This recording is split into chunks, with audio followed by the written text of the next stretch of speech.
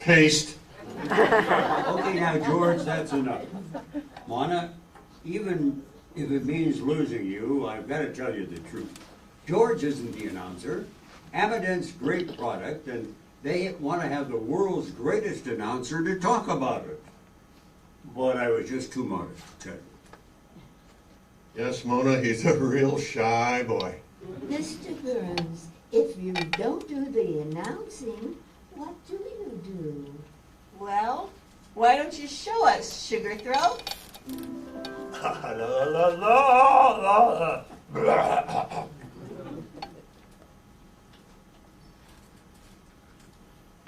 Oh, you're the sound effects man. No, I'm the script girl. I've got another item here, Mrs. Burns. I'll be right in, Ralph. And see you tomorrow night, Bill. We're having the same dinner we had the last time you were here.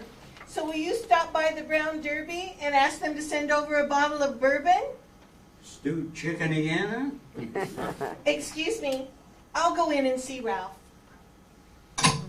Say, George, who's the guy with the loose shingles? One of Gracie's relatives? Yeah, he's our tax man. He's trying to figure out Gracie's check stubs. Well, that explains it. Come on, Mona. So long, George. Bye. 4 years with the Pee Wee Quartet, and he calls me a script girl.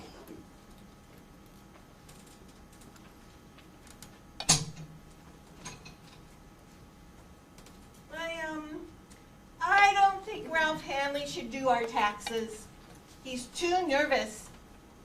You know, he asked me why I bought 1,000 ping pong balls, and when I told him, he seemed upset. Well, why did you buy them? Well, I use them instead of mothballs.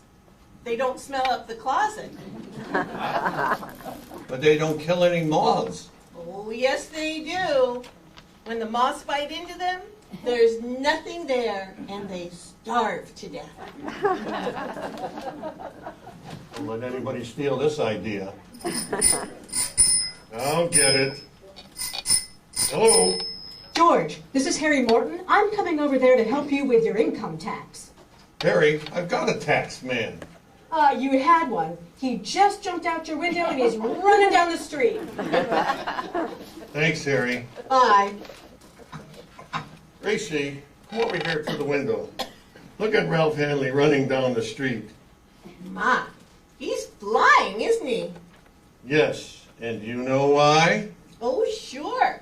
He's got to get that tax to Washington by the 15th. Yeah, that's what I mean. Say goodnight, Gracie. Good night, Gracie.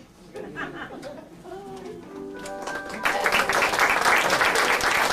us again next Wednesday when we'll be back, George Burns and Gracie Allen, and the ABBOTT Orchestra, and yours truly, Bill Goodwin. Brought to you by the makers of ABBOTT, the emulgated toothpaste and tooth powder, recommended by more dentists than any other dentifrice.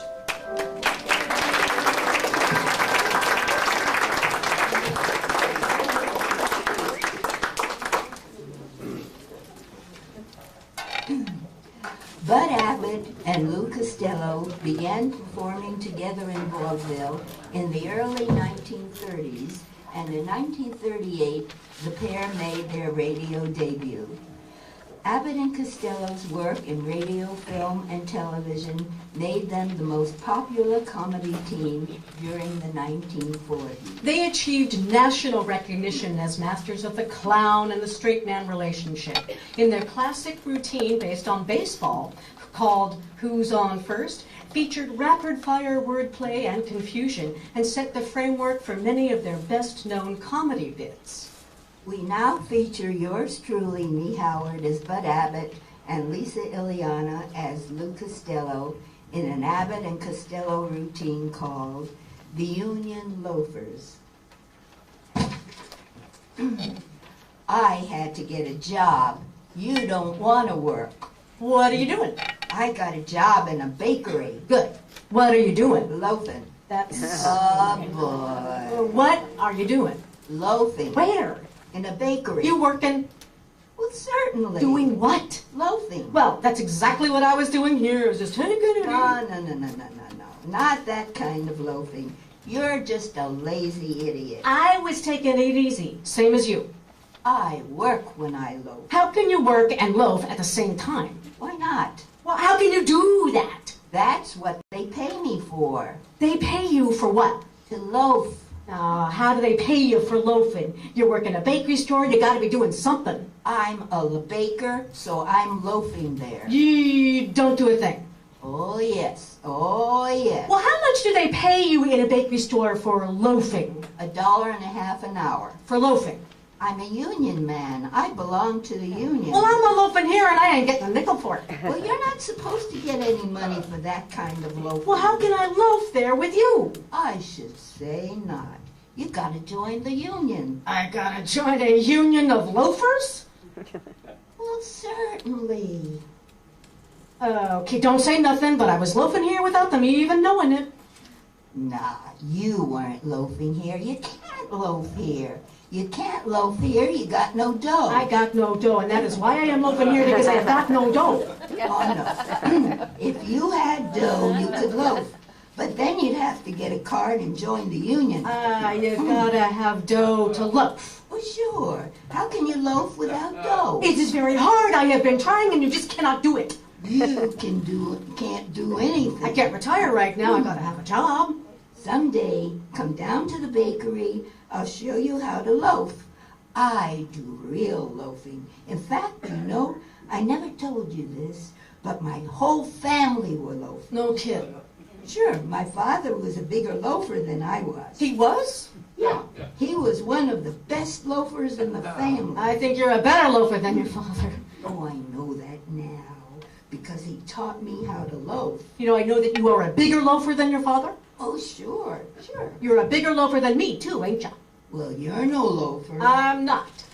No, certainly not. But you are? You're just a lazy, no good for nothing, whatever you put it. How can I be lazy? You just told me that I'm no loafer, that you're the loafer, and not me. But I get paid for loafing, But and you don't. That's what I do not understand. Working in a bakery store, getting paid for $1.50 for loafing. That's right. This I do not understand. It just...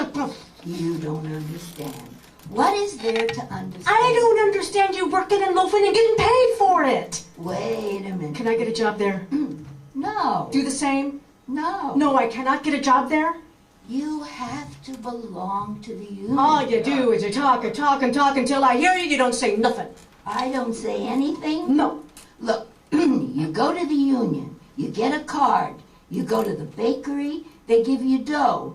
You need the dough first. I need the dough, and how I need the dough, and we need the dough in order to... You need the dough in order to loaf. I need the dough in order to loaf. Give me some dough, and I will be happy to get something to eat in this joint.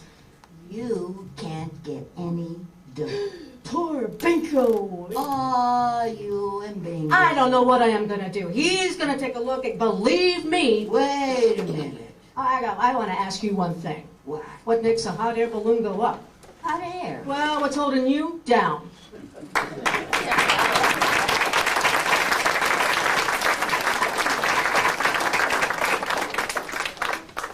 Finally, we're going to perform another classic George Burns and Gracie Allen script from 1944 entitled George is Jealous of Gracie's Old Boyfriend, sponsored by Swan Soap.